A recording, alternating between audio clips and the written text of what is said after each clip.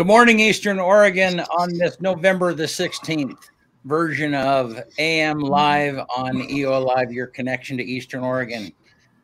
How are you, man? Second Monday.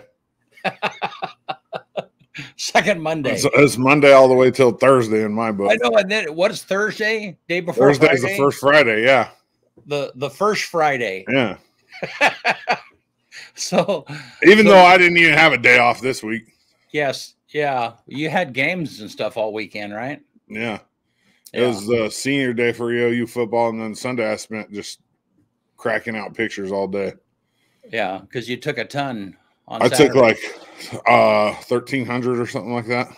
Yeah. And you're kind of new to this photography thing, and you like jumped into it with both feet. Yeah. I don't like taking pictures of anything but sports, though. But I like candid moments in sports. Like, I don't necessarily like the action, shots. Yeah. I like the emotional, I really try to capture like the emotion of sport rather than the action part. Well, very cool. Yeah, it's been really fun. All righty. Well, hey, so one of our sponsors is Cam Designs. Talk to us about them. Yeah, Cam Designs out in Island City, right next to Walmart. They do all kinds of stuff. So not only do they do like signs for your building, your vehicle, but they also have the forever stoves is what they call them, like the high end like indoor wood stoves. Mm-hmm. They do they clean chimneys. BC, like they'll come to your house and clean and inspect your chimney. Yeah. They have that CNC that's just amazing. Like, what does it do? 4 inches or 5 inches deep on wooden signs? Right. Well, wooden and fiber. And then they can cut metal, too. I mean, they have I forget what they call that, but it's a computer-guided plasma cutter. And so they can cut stuff out of, if you have a logo that you want cut out of a sheet of metal. So, very cool. So, like stuff. Jack of all trades, pretty much. Well, yeah, he is. Frank is very interesting. I mean, I grew up in a very mechanical house, and so then, we could talk mechanics for a long time. So, and people will be able to see our van soon. Yeah, yeah. So they're doing a total wrap on. We bought an older van, but it's in pretty good shape, and it's going to be the EOA van. You'll see it driving around. So yeah. Well, it's gonna look better than having like the windows with the curtains in it, for crying out loud. You look like a creeper driving that thing. Yeah. Oh man. So we're having this let's see, I guess it's tomorrow is the first concert of the Grand Ron Symphony at Mackenzie Theater. Yeah, rather than trying to explain that, let's just play this little video for you. Please join me and the Grand Ron Symphony next Wednesday evening at 7 p.m. at Mackenzie Theater on the EOU campus for our fall concert featuring Brahms' Academic Festival Overture, the Mozart Oboe Concerto in C Major, and Beethoven's Fifth Symphony. You can catch us the following Saturday on November 20th at 1 p.m. at St. Francis de Sales Cathedral in Baker City.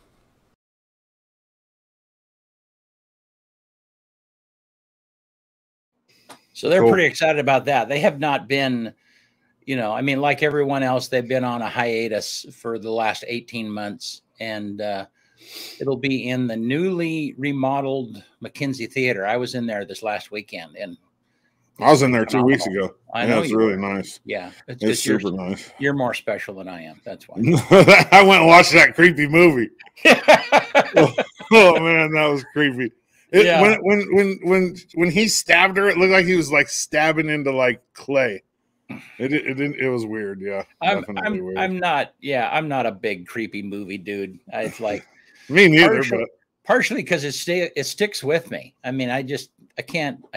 Some of that stuff I can't shed. So. You have nightmares? Not quite, but it's like I can remember. I can remember things that I watched, when I was a teenager. There's like, and I could describe them, but it doesn't really matter. So yeah, well, this one was corny enough that it wouldn't creep you out. Yeah, I don't think. So hey, that's kind of frosty this morning. Here, let's look at and see what Gabe has to say about our weather. Well, cold, but at least it's not raining. Yeah. I can deal with cold as long as there's not rain. Yes. Isolated flurries, maybe tonight. Yeah, high of 41. Looks like it's probably gonna freeze tonight. Yeah, lows in the lower 20s tonight. Yeah. Wow. We're gonna get to that cold weather. Here we go. Yep. And then tomorrow, same, lows in the 20s, highs right around 42. No rain. A little bit of wind though. Look at that, 30 mile an hour, 35 mile an hour gusts. Man, and the wind blew again last night. Just tore it up. Yeah, I didn't bring my garbage cans in yesterday because Monday's garbage day, and they were across the street at the neighbor's house. That's like, and Tanya worked on leaves over the weekend and picked some up and piled others up. I saw her post on Facebook. Yeah, and then it's like the piles don't stay as piles any longer. It's just kind of crazy. Hey, BC, you know all these dumb dad jokes that I tell you? Yeah. Where do you think I store them? Where do you store the dumb dad jokes? Where? Yeah, in a database.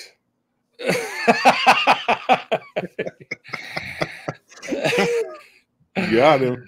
Well, you didn't even have to think on that. I know, at least that one was close enough. The dots were close enough together that I could get it. Yeah. See, I don't see dad jokes. I don't think you should have to get. They should just be stupid enough. That, yeah. I mean, whatever. Well, I mean, I think most people do get them. You just take a little bit longer. Yeah. Whenever the kids would have a scratch or something on their face, I'd say, well, I said, does it hurt? And they go, yeah. It's like, well, your face has been killing me for a long time. Oh, that's mean. Right. Yeah. Now they just know. They just know that, like, okay, here comes the stupid dad joke. So I finally dove into Snapchat this weekend with my kids. Yeah. It's awesome. Like I won't snap with anybody else, but both of my two youngest both left me already a snap saying good morning this morning and everything. It's kind of cool. Yeah, that's cool. And it's like pictures and videos, and it's basically like walkie-talkie kind of. Well, you have this kind of these crazy filters. Oh, they're ridiculous. Yeah, that's the part. Yeah, for people who doesn't know, it's like doing a selfie, but you turn on the filter and it puts it gives you a Pinocchio nose. Yeah, it's just bonkers. The different technology stuff. Well, hey, so we have a new sponsor that's coming on. Remax is going to bring us a monthly Keys to the Market episode, and today is really good to have Shauna McInnes with us, and she's going to give us the keys to the market, the real estate market, right after this little intro.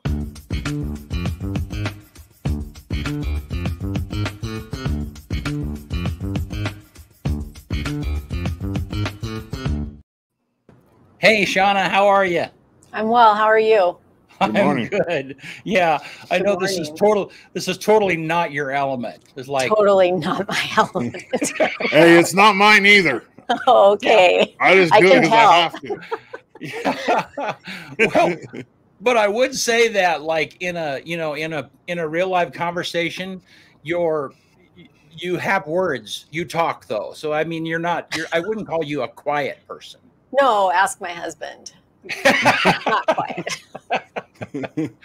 Well, hey, glad to have you with us, Shauna, and glad that Remax is part of one of our sponsors, and glad to have you guys with us. And you're, I mean, we don't have other real estate people that we sponsor that are sponsoring us, and so it's just awesome to have this relationship with you guys. And our pleasure. Your office is just right downtown. What is across from it? Is that where the old Umpqua Bank was? Yes. Yeah. Yeah. So they're closed now. They are. Yeah. So, and you guys moved to that location, I don't know, a couple of years ago? 2019. Yeah. Yeah. Yeah. We just switched spots and came downtown, which is kind of back to my roots. So we love being downtown.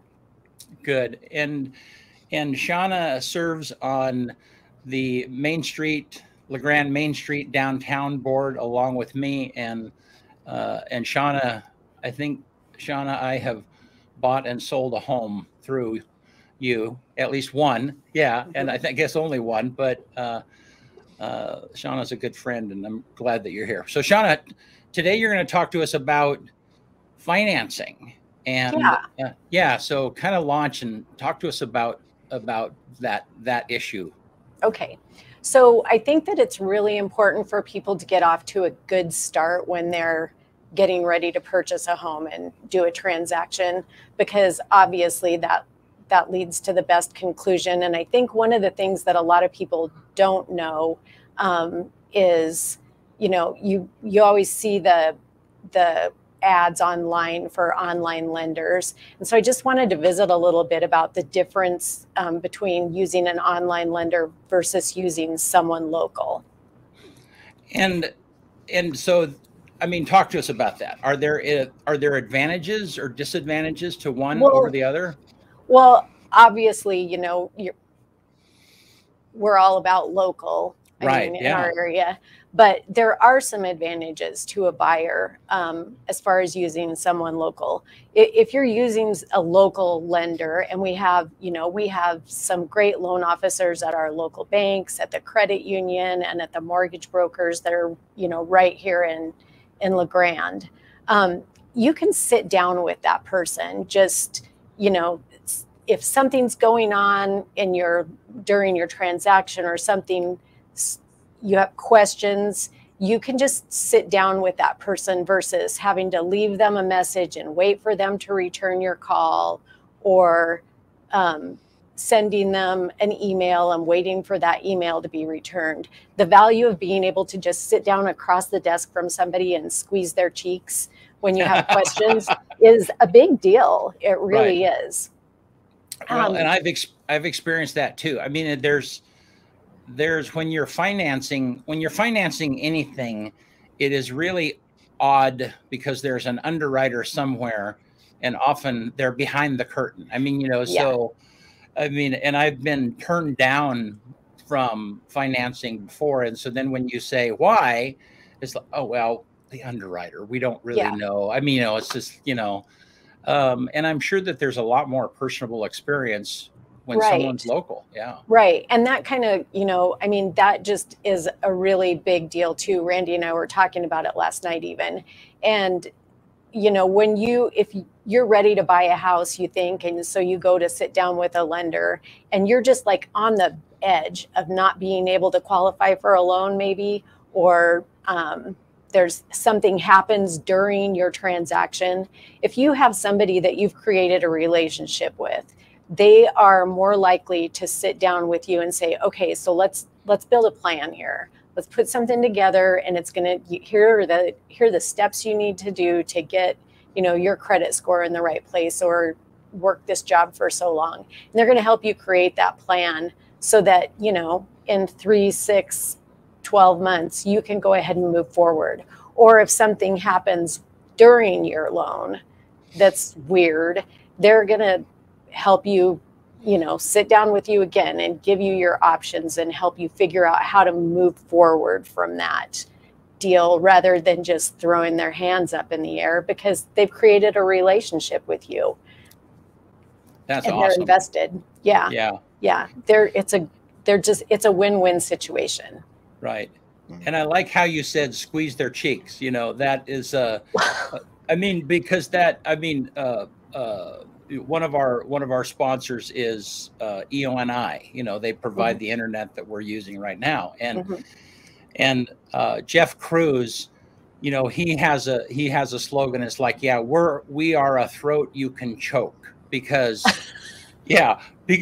when there are times when you have a failure of some kind, especially in technology, it's like you're looking for somebody to strangle, and it is so irritating when it's an 800 number and you're really not connecting. Precisely. Kind of like the place in the same building as us. I won't say their name. I wish they were a throat I could choke. Yeah, that's right. Shauna, tell us a little bit about rates and the difference between obviously me, as a consumer, you see like Amazon compared to local. Amazon's a little bit cheaper. What's the difference in the real estate world? So really, I mean, you always want to do some comparison as far as pricing, but with lenders and like rates, the bottom line is there are three things that really are going to make a difference in your interest rate. The first one is your credit score. Always, that's just a no-brainer. So the better your credit score, obviously, the better your interest rate's going to be. The second thing is your loan to value ratio. You know, how much money are you putting down versus what you're purchasing? And then the third thing, which will come into some scenarios and not other scenarios, is whether you're doing a purchase or a cash out refinance, which is a whole nother ball of wax. And so those are the things that are going to mainly drive your interest rate. And you always just want to check, you know, fees as far as like loan origination fees. And you can check with your lenders that you talk to when you start working, because you should always talk to a couple at least, I think. So basically the rates are very similar, like between, yeah, I mean, they're like going to be pretty, yeah, they're going to be pretty similar, and your local people can often meet or beat what you're going to see. And you want to make sure when you're looking at those online loans, you know, you see all of the advertising, make sure you look at that small print, because in the small print, there's scary stuff sometimes. Like, you know, you've got this rate, but then if you start looking, you know, it's for $300,000 or more, or $500,000 or more, or whatever. So just always be sure that if that's the rate, the way you choose to go, make sure that you definitely read that small print, because it's there. Well, and that's one of the advantages of someone using a realtor like you, is you're going to advise. I mean, you have the opportunity of advising a client. Hey, these are the people that we've used. We have a relationship with them. We know they're going to treat you fairly, right? And that goes a long ways. For sure, for sure. And you know, another thing is that a lot of times, I mean, a little bit of time and money can be saved often using someone local, because lenders use a neutral third-party company to order their appraisals. And it's very likely that local lenders are going to have our local appraisers on the list that they send out to, rather than somebody from Boise or Portland or Tri-Cities or even Las Vegas. We have appraisers that come from Las Vegas. Wow, that's crazy. But they primarily come from those online out-of-town lenders as well. And so if you get somebody, you know, and a local appraiser, they know our market for one thing, so they know what's going on here. But they're generally more timely as well. And it stimulates the economy, because you're giving somebody work. Right. Local. Yeah. Local. Well, that's awesome. I guess I had never thought about lending from that standpoint. So if someone is getting a house, or they're considering buying a house, how important is it for them to, you know, work out the financing before they even contact you? Talk to us a little bit about that. Well, in this market, getting your financing done and all lined out is really important, because in the current market that we're in, it's competitive. And so being able to go in to, you know, we always tell people it's smart. You should do that anyway, because who wants to look at a house, fall in love with it, and then find out you can't afford it? Right. That's the pits. So, but right now, being able to know exactly where you are when you are oftentimes competing with other offers, having that financing lined out is absolutely imperative, so you know where you can go. Because it moves really quickly. You might find a house that you like and that you probably can afford, but if you don't have it all lined up, you might miss the chance of getting it. Is that right? You need to be providing that loan approval with your offer, so you can, you know, so you can compete with the other. I mean, if you don't and other offers are there and you can't say that you are approved for your loan, then, you know, what seller wouldn't go with another person? Right. Nice. Well, awesome. Yep. Well, Shauna, thank you so much for coming on. Yep. And Remax is going to do a Keys to the Market once a month, and we're really glad to have you with us. Thank you. Appreciate you. Thanks a bunch. We'll be right back.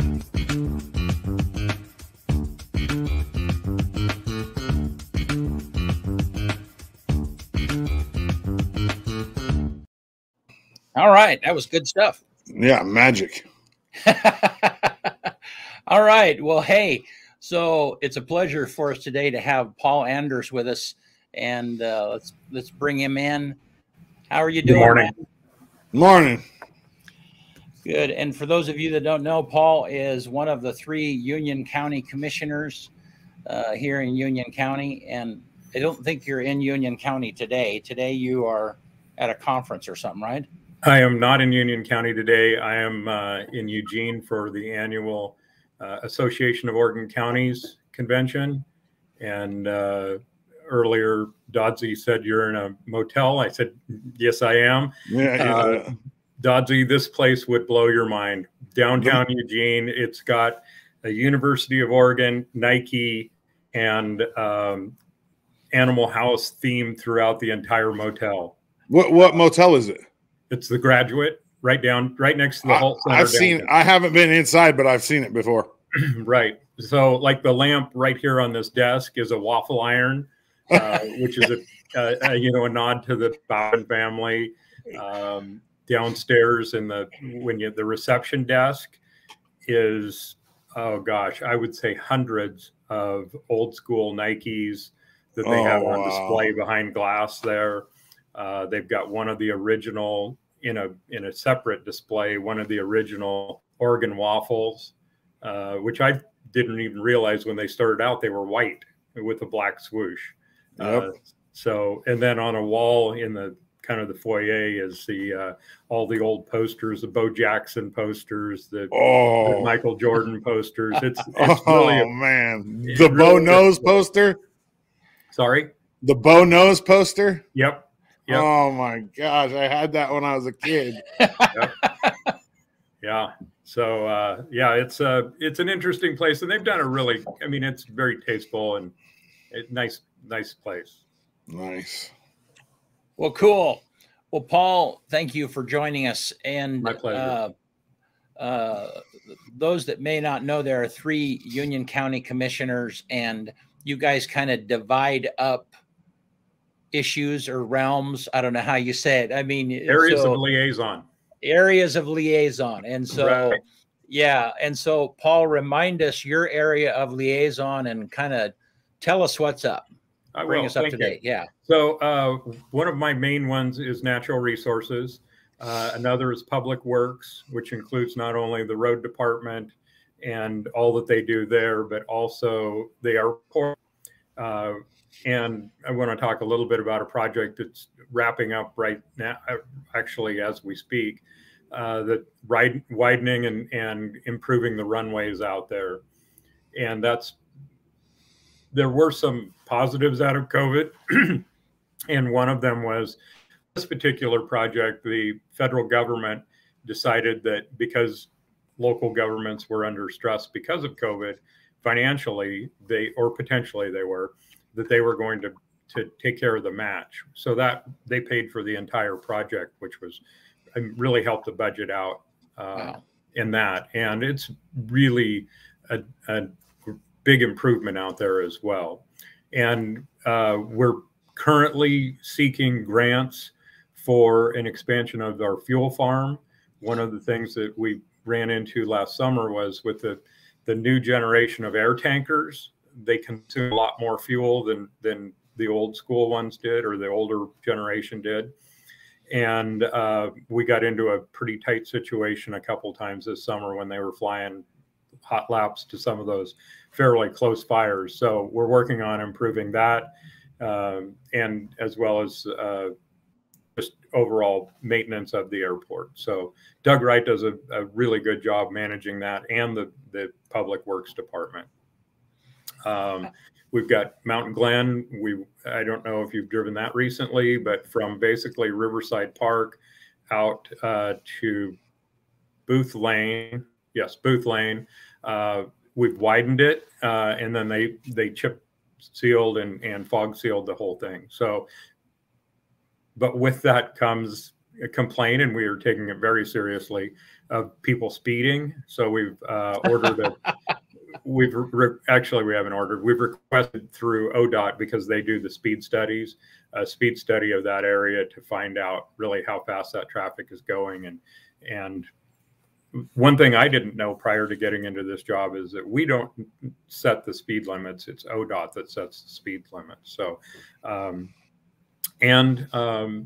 don't want this to sound like a threat in any way, but Sheriff Bowen has committed to stepping up patrols out there as well. So people that are speeding, beware.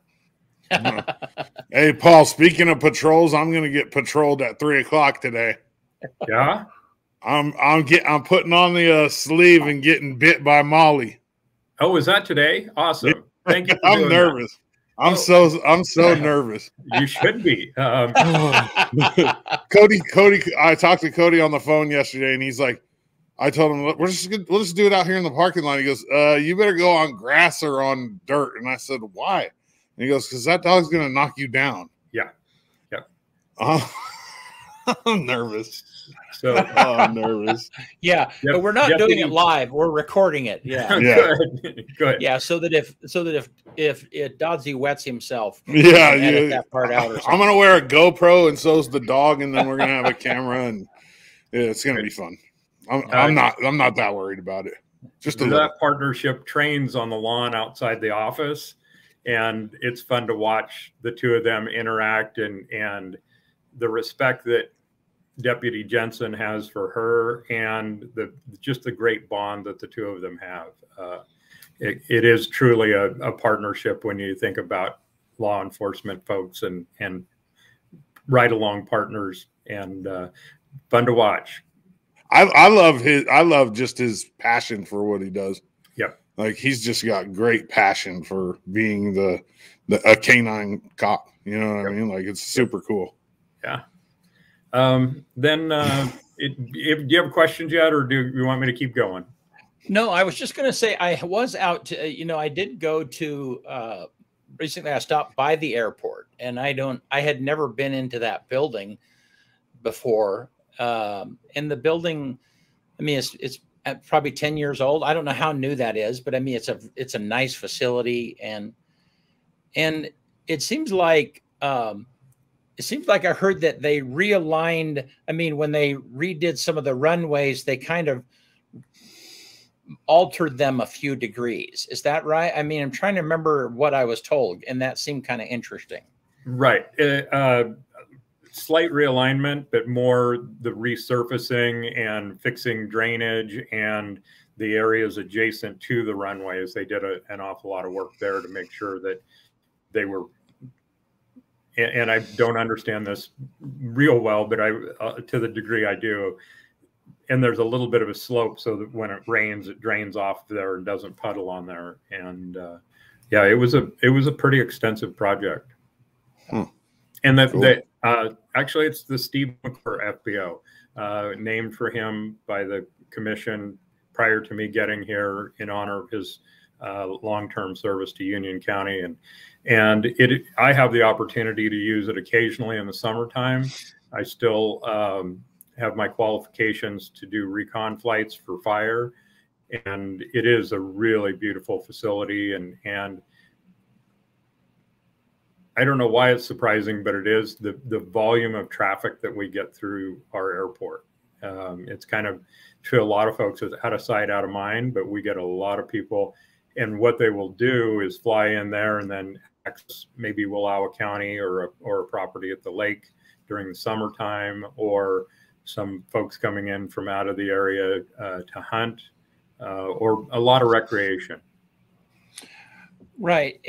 But I was surprised. I was talking to the gentleman who kind of is the guy there, and he was explaining to me that the airport really pays for itself, though, because of, I mean, how it is really funded is through the fire, facilitating the fire craft. I mean, maybe you can kind of So it's a private airport and people can use it as such, but it really fulfills its purpose in the support for fires during the summer. Is that correct?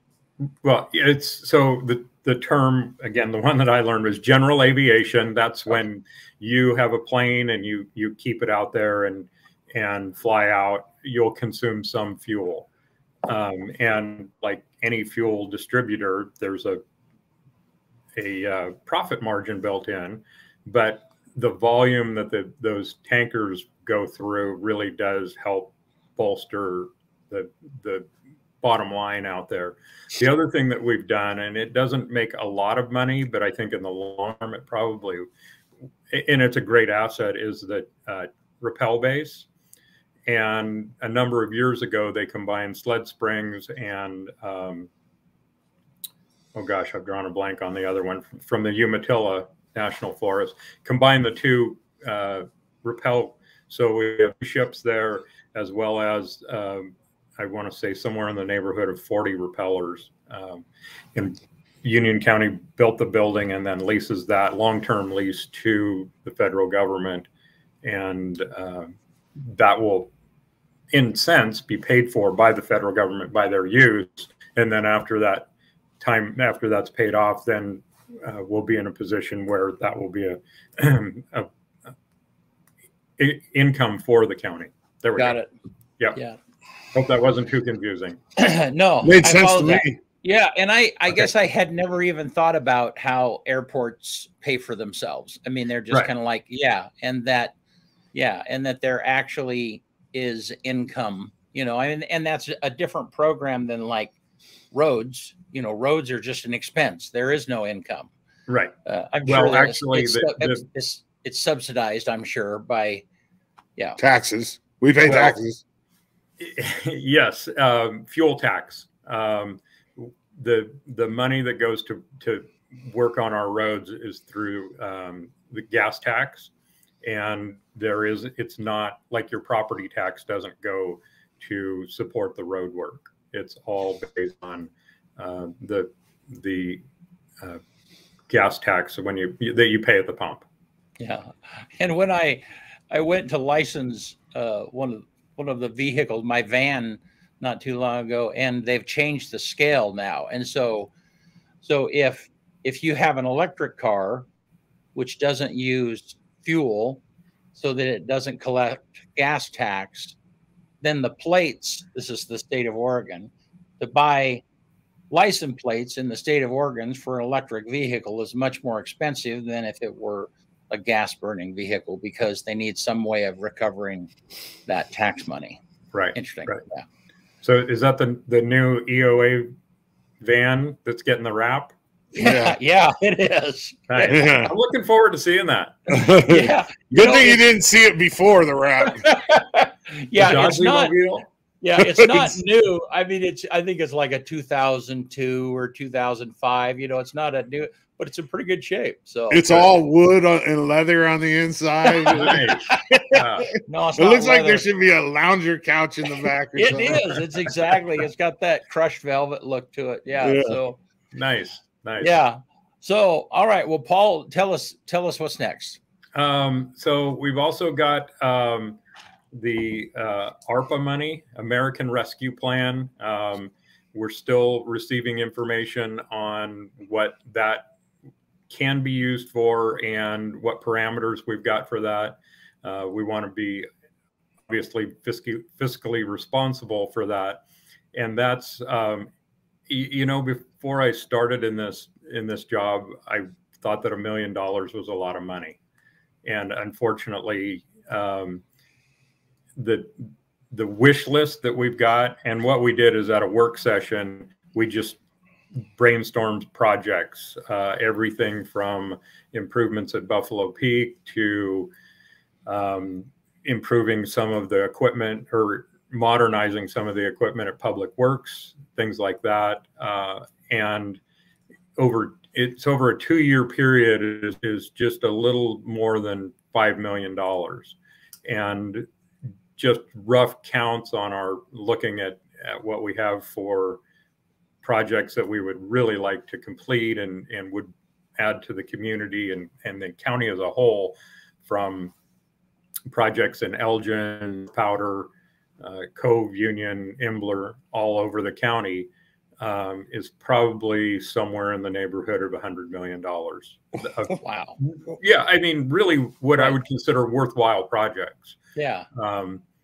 So, and then each of the incorporated cities in the county also get a share of that, get a separate share. So the total amount of ARPA money coming into Union County is a little over $9 million, which again, between the municipalities and the county, we hope to do some really good things for the county and set us up for the long term, rather than, you know, like I would have done when I was young and blown it all and then went, oh, I wish I would have.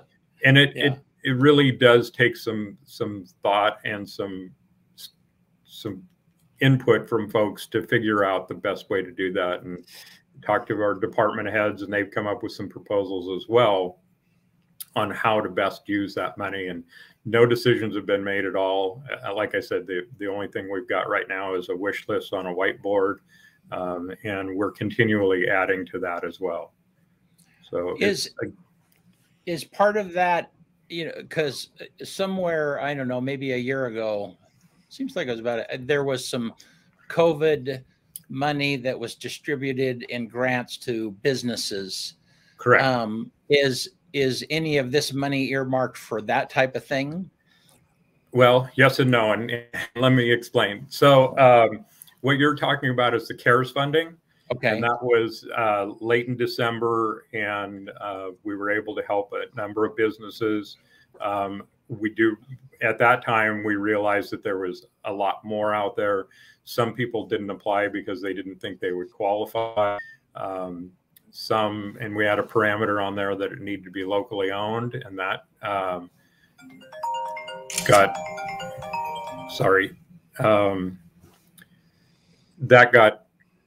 we realized there was a lot more need.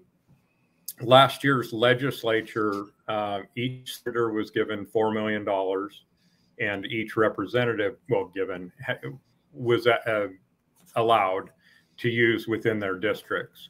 So from that $6 million, we've got $500,000, and we've earmarked that, and that's coming from Representative Levy's, and thankful for that.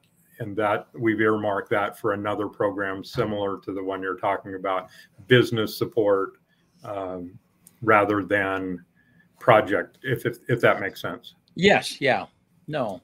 So, and again, we're looking to make sure we've got the parameters of that, so we do it correctly. The last thing we would want to do is give money and then, oh, sorry, we have to take it back. So Shelley Burgess, the county administrator, really studies that a lot and does a really good job with defining the parameters. Wow. Nice. So yeah, we've got some funds unanticipated funds that I think we're going to be able to do some good work with, and again, also have that business support, because it's no secret that there's a lot of businesses hurting still, and that's really concerning to me and the other commissioners. Yeah. Unanticipated funds are always good. Yes. Yeah. For the most part. Right. Part of it, which concerns me a little bit, is at the federal level, we haven't talked a lot about paying it back and how we're going to do that. But that's way above my pay grade. And certainly we're not going to turn down money that's coming in to help our communities. Right. Well, so are there ever a time, Paul, when it's like, I miss teaching? I had a conversation just the other day, and I will tell you every single day. But at the same time, I see what my daughter, who's a teacher, and my wife, who teaches in Union, are doing and dealing with and struggling with. And I'm also thankful I'm not teaching every day. I do miss my student. I do miss that interaction. Had lunch on Sunday with two, and I know you're not supposed to have favorites, but I did. All teachers do. Yeah, it's human nature, I believe. It was really nice to catch up and kind of reminisce. And it hasn't been that long, but part of it is I went to the high school a couple of weeks ago, and a lot of different faces up there, and it's moving along without me, and I do miss it every day. But there's a sub shortage, and I did sub between when I retired and before I started this, and it was a little bit awkward for me. Yeah, it wasn't my favorite thing to do, and I have made a couple of folks have contacted me about subbing. They said, you know, my job is pretty busy, and there's two of them that I said, if you are in a dire emergency, I will help you out, but you better be on your way to the hospital. Yeah. I would be the best sub on the planet. I'd walk in there and I'd say, look, make me look good, and I'll be the easiest sub on the planet for you. Like, right. Hey, I'm a sub. I ain't going to try to teach you what your teacher's teaching you. We'll just hang out, but you guys stay ruly, make me look good, and we're good. Yeah. Yeah. And that's, I mean, you've had great subs over the years, and we all have, you know, either as a teacher or a student. And part of my philosophy is, I mean, if you don't hassle me, I'm not going to hassle you, right. Which is, you know, I'm here for a day. I'm not going to change the world, you know, yeah. Might be able to make some positive relationships and help you through something. But, yeah, and part of it was trying to teach subjects I knew nothing about, right. And that was. And do we have time for a quick story? Yeah. So, yeah.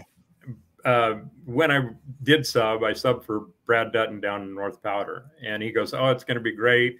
You got 2 classes. I've got a student teacher." He goes, "Really need you to help me out." Okay, I'll do it. First class was fire school, which was right up my alley, and had a great time with them. Next class, kindergarten PE. Oh my. Right? Yeah. And these 2 kids with the student teacher really ran the class. I make no secret of that. But in this activity, these 2 kids collided, and one with a bloody nose. Oh no. And I'm like, oh my gosh, this is not going well. So I got the one down to the office that was bleeding, and they took care of him, and he was really okay. I mean, he was, you know, obviously a little shaken by having blood come out of his nose, but the one that ran into him, that's the one that was crying. I mean, you would thought they had murdered him, but anyway, kindergarten PE, not for me. I don't know. That just even that being a thing is weird. You know, kindergarten PE is like, I don't know. Let them loose in the playground. That's what PE is. Kindergarten. Yeah. So that's kind of funny. Yeah. But never say never. So, yeah. I may do it again, but my job keeps pretty darn busy. I would guess from outside appearances, sometimes it doesn't look that way, but I had a conversation with someone just the other day, and they said, well, you know, did you even read my email? And yes, I do. I am very conscientious. If I get an email from a constituent, I read it top to bottom. Sometimes I'm able to reply, sometimes I'm not, but I do read those. And I would guess that I spend probably between emails and just reading for meetings and things like that, I spend probably 2 to 3 hours a day reading information. Oh, wow. I will tell you, I do get a fair amount of spam in my email, and I don't read those. A lot of offers for gloves and masks because folks trying to sell those things. There's a lot of moving parts. Do you have rules that you follow? Like you just said, some of them you can respond to and some of them you can't. Is there like set guidelines that you follow in order to respond to emails, or is that just based on like your own feel? It's based on my ability to respond to them. Sometimes and sometimes it's a fairly short answer. I got it. I read it, taking it under advisement, which I know sounds like I'm blowing people off, but if I spent, if I wrote long emails to each person, that's all I would do sometimes. Right. Not all the Right. time, but sometimes. And then others, it may not be a county issue. It might be a city issue, or it might be a state or a federal issue. So I say, I'm not able to help you. Here's where you probably need to direct your comments. And then again, if I get, and this doesn't happen very often, but sometimes I get a lot of cut and paste emails on a particular subject, and I do read them, but it's pretty easy to figure out that I've already read that same information. So I thank you. I got your information. I did read it. And that's, sometimes I understand that's not the reply they're looking for, but sometimes that's at that given point what I can provide. I would imagine. Go ahead. Go ahead. Well, I was just going to say, I kind of feel like the people that, like in my own experience, the people that spend the most time complaining or, you know, like bitching about the emails that you haven't responded to are the people that are doing it for a reason other than something pure. That's just how I feel for the most part. But at the same time, I mean, I need to take that seriously. I mean, Absolutely. because that is their concern, and my job really is, in my view, responding to that email and what they're saying. And we may not necessarily agree, and that happens fairly often, that we don't agree, and again, they don't like the answer that I give them, but it's the answer that I have to provide. Yeah, and at least you're taking the time to go through the email and respond. Right, right. And I get behind. I'm not going to lie. I mean, there's one that I am trying to get a good answer crafted, and I saw today that it's a gold, and they're probably going, the guy never even read it. But I did read it. I read it multiple times actually for clarity, and I will be responding to it. So, and the conversation at lunch with those former students was, it sounds like you go to meetings all the time. And it's not all the time, but I do go to a lot of meetings. And right. I think I may have talked about it on this show before.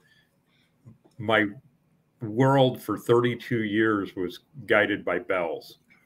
Bell rings, I go to work. Bell rings, I stop that work, and then bell rings, and I start a different work with a different class. Bell rings, I go to lunch. Bell rings, I'm done with lunch. So in keeping my own calendar has been a lot of stress for me because I don't want to miss something. And I have, in the almost 3 years I've been in office, I've missed one meeting, and I wrote it down wrong and completely missed it, and very embarrassed by that. But, and I do. The other thing at the start, one of the areas of liaison is forestry and natural resources, and I go to a lot of meetings on that. I do a lot of reading on that. I'm part of the Blues Intergovernmental Council, which is the federal government withdrew the forest plan for the Umatilla, Wallowa-Whitman, and Malheur National Forests, and brought together at the beginning county commissioners and regional from Portland leadership for the Forest Service, said, how do we make this work? And we've met for those 3 years with, again, it's only government entities. So we've got, like I said, the regional folks at the Forest Service, forest supervisors from the 3 forests. We've got county commissioners from all of the affected counties, both in Oregon and Washington. My role in that is chair of the socioeconomic subcommittee, and if I'm getting too far out of bounds, let me know. But one of the things that was, in our view, an issue with the withdrawn plan was the socioeconomic study or information that they had in there. When you read that, you could say, okay, that fits our region with those 3 national forests. but it could also be the Bitterroot Valley in Montana, or it could be Estes Park, Colorado. It was really pretty generic Western United States socioeconomic information. When we brought that up, they realized it and said, okay, we probably need to do a better job. And we looked at a couple of different models that were out there, and the one that we landed on is being done by the REV, Rural Engagement and Vitality, at Eastern Oregon University, and really paints a pretty accurate picture of how federal policy affects local counties and their economy. And I think that the upside of this, and Eastern Oregon Counties Association, where Union County is part of, and I think the good thing is, and we're supporting it financially because we do think it's that important. I think this report is going to be, or the study is going to be used on so many different areas. And someone brought it up at the early stages where they said, you know, my wife wrote a grant for the Susan Komen Foundation, breast cancer foundation, and the information that's held in here that talks about what our individual communities and counties look like is going to be really helpful. So my hope is that it not only benefits the planning process for the Forest Service, but it also helps folks as they're able to pull this from the shelf and point to the interesting things that make up our community in socioeconomic terms. That's and awesome. It's really great to work with the folks at Eastern. They have done an incredible job. That's cool. Let me pivot for just a minute. And okay. So tell us what's going on at Mira, because there's a little bit of controversy going on. I don't know. Talk about that in general. And why people are upset and what's happening there. Yeah. Okay. So a little bit of a background. We had a logging project and fuels reduction, and in putting in a fuel break on the side, for lack of a better description. On the motorized side, it's a buffer along the main road that runs almost the length of the crest of Mount Emily and in the recreation area. There was some logging. There was a lot of fuels reduction work, and there was also a part of that fuels reduction work, a lot of thinning done with what's called a masticator. And that's a piece of equipment that's mounted on a excavator, and it just literally grinds the smaller trees down to ground level. That was wrapped up last year, and the next phase was looking at fuels reduction and logging on the non-motorized side down the Owsley Canyon trailhead. And it's approximately 200 acres. There will be some merchantable timber taken out, and there will also be some fuels reduction work done as well. This, give or take a year ago, was out for bid, and because of the method that we had required in the contract, which is a forwarder, which would grab the logs or grab the trees and process them in place and then bring them to a landing site, which tends to be less invasive. No one bid on it. And part of it is there are not a lot of companies that have forwarders. And then, so Sean Chambers and the Merrick Committee looked at other options and came up with a ground-based, more traditional logging, and re-proposed that.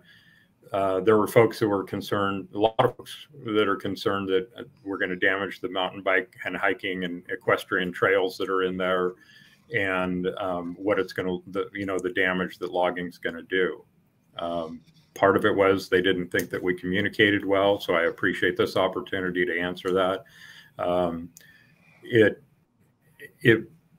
Part of the proposal or contract is that it's done either over snow on the ground or hard frozen ground to minimize that trail damage. And we have committed to reserve part of the profit from it to rebuild those trails. I understand the economic value of tourism and folks using those trails. I understand what a gem it is. But on the other side, I think if we don't manage some of those diseased trees and some of those finer fuel, that we're going to get into a situation where I think every summer we dodge a bullet on fires. And I don't want to have, myself included, to look out our window and see a black scar. So, it will be unpleasant for a short term, but I think that in the long term, I think we're going to, the parameters that our professional forester has laid out, and the management, Sean Chambers in particular, has done a good job of identifying how to best do that with minimal impact. But I understand people want to use it every single day, but we do have to, I think we do have to manage the disease and fuel loading in there for the long term, not for necessarily any one of us, but for our children and our grandchildren. Yeah. So is it that kind of logging or that kind of thinning? Is it selective? It's not, you're not cutting everything down, you're selecting. No, talk a little bit, and because people won't know that. I don't know that. And I don't have it right in front of me, but there are preferred species to leave and preferred species to take out, given the opportunity. When you've got two trees right next to each other, more than likely we're going to try to, not more than likely, the choice would end up favoring larch, ponderosa pine, and Douglas fir, taking out white fir more often than not. And that's part of that contract parameters that are set up. And like I say, I wish I had it with me, but I don't. But and again, a professional forester that's worked with all along the face of Mount Emily on projects on private land. There's also proposed projects on the Five Points area, which is fairly close adjacent to Mara. And this is one of the things that I do work on is the All Lands Partnership.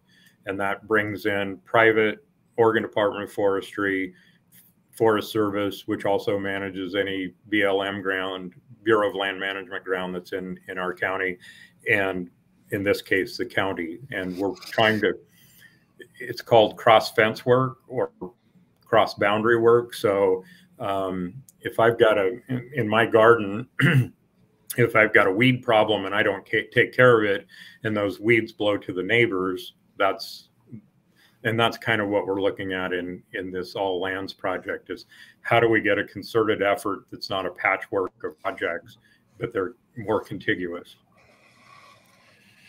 Well, and I don't, we can talk about this further, but maybe we need to come up and walk the trail and, do a little bit of a video. I mean, I think it'd be very interesting for people to have a little bit of understanding, of like, yeah, this is the kind of tree that would be taken out, and this is why, and this is how much is going to be impacted. And I'd be more than happy to help put that together. I think that would be very helpful. Yeah. And part of it is that I go to is, and my father was a forester, graduated from Cal Berkeley, very proud of that, and with a degree in forestry. And the methodology that he used during his career is so much different now. And I understand some mistakes were made in the past, but we're trying to avoid those mistakes and get a really good product that comes out of it that people can be happy with and not have a long-term impact on the recreation, because that is so vitally important to our businesses and our community. The mental health, I mean, during COVID, during the tightest of the shutdowns, right, two things that we did, conscientious, and we had discussions and open meetings about this, was keeping Buffalo Peak open and keeping Mara open, because people needed those outlets. And there was some criticism on both, that how can you keep those open, that we're in a pandemic. And we maintain that for the health and well-being of our community, those needed to be open for an outlet. Agreed. Yeah. So yeah, one more thing, and then we'll let you go. I would imagine that some of the emails, kind of going back to this, the emails, the people that ask you questions or that send you emails, they really don't have an understanding of that you're not powerful in and of yourself. It's not like you can dictate something to happen. You can't dictate policy. You can't, and so, you know, a huge part of what you do is take in information and give that feedback in meetings and to different organizations and so on and so forth. And the other thing is you have emails from different people with different perspectives, and you kind of have to weigh, you have to be representative of the people of Union County, and they vary. I don't know, maybe talk about that for just a minute. And that's one of the difficult parts of the job, to be honest with you, is weighing the different opinions and figuring out a way forward. And relatively early on in being in this job, we were considering whether or not to allow ATVs on county roads. And there was, you know, a fair amount of information that had, and I don't know what their sources were, that was not necessarily accurate. And we took testimony, we listened to folks. I was not comfortable with the information that we were basing our decisions on at that point, and I made the motion to push it back for a month while we gathered more information. And part of that really was clarifying to individuals what it would look like.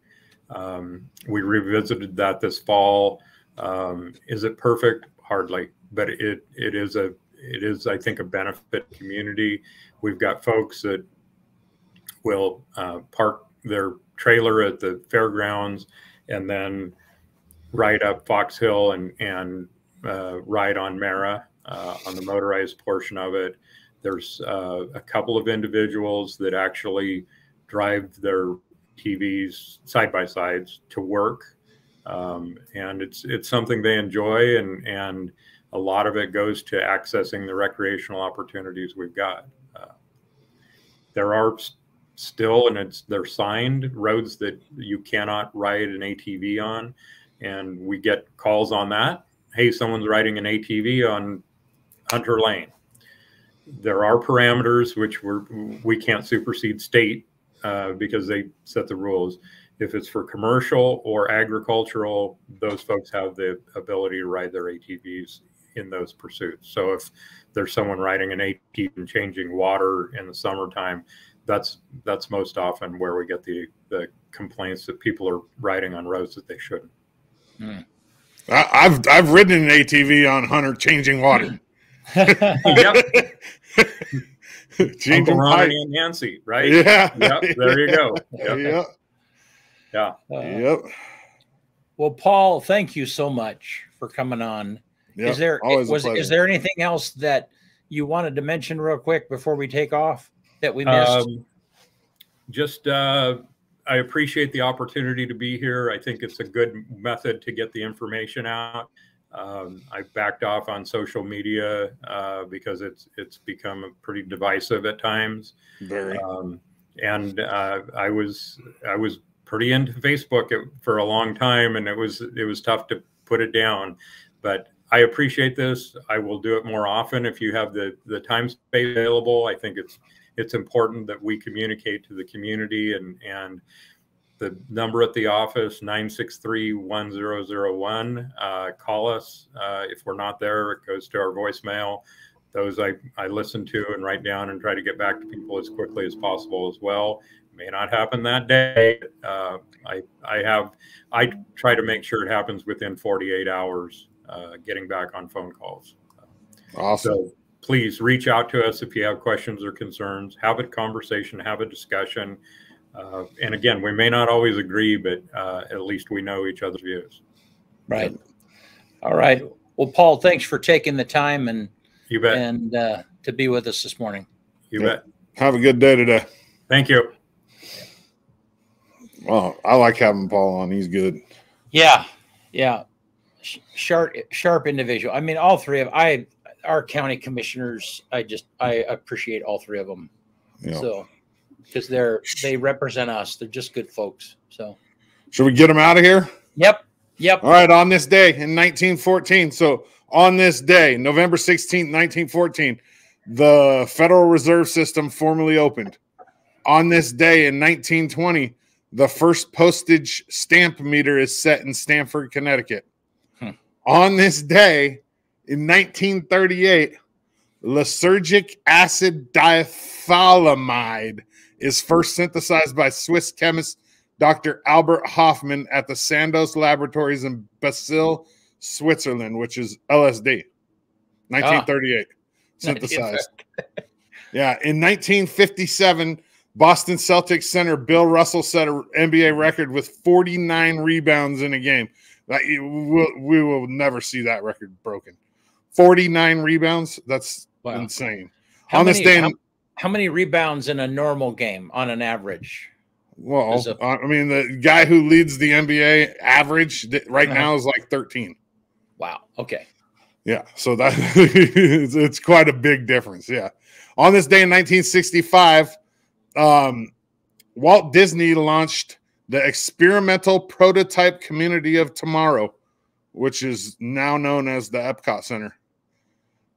On this day in 2012, Call of Duty Black Ops 2 grosses $500 million in 24 hours to become the biggest entertainment launch of all times. A video game made $500 million in 24 hours. Wow. And then during COVID, something that I was unaware of, there was in 2019, there was a state of emergency in Samoa over a measles epidemic. They had 6 people die, and it closed all the schools in all of Samoa, which nobody heard about because we were in the middle of a pandemic. Right. Yeah. It's crazy. The #1 song on this day in 2011, I had to go to 2011 so 10 years ago, because all the other ones were we'd already have them, was Rihanna and Calvin Harris, We Found Love. That's Johnny's favorite girl right there, Rihanna. So hopefully Johnny sees it. Anytime there's a picture of her on Facebook or on the internet, I tag Johnny. Like, Johnny. It can be just some random post. And then the quote for the day is from Gandhi, and it says, "First they ignore you, then laugh at you, then they fight you, then you win." So first they ignore you, then laugh at you, then they fight you, then you win. Gandhi. Yeah. Good stuff, man. Yeah. We're out of here on a Tuesday. Yeah. Don't forget the Grand Ron Symphony tomorrow night, McKenzie Theater. And go see Cam Credits. I just said Cam Credits. You said it too. Cam Design. Yeah. Cam Designs. Cam Credits. Don't go see Cam Credits. Yeah. They didn't. You don't want to see them. Yeah. If they call you, something's wrong. Yeah. Man. Yeah. Right. Yeah. Yeah. See you Thursday. Right. Thanks, guys.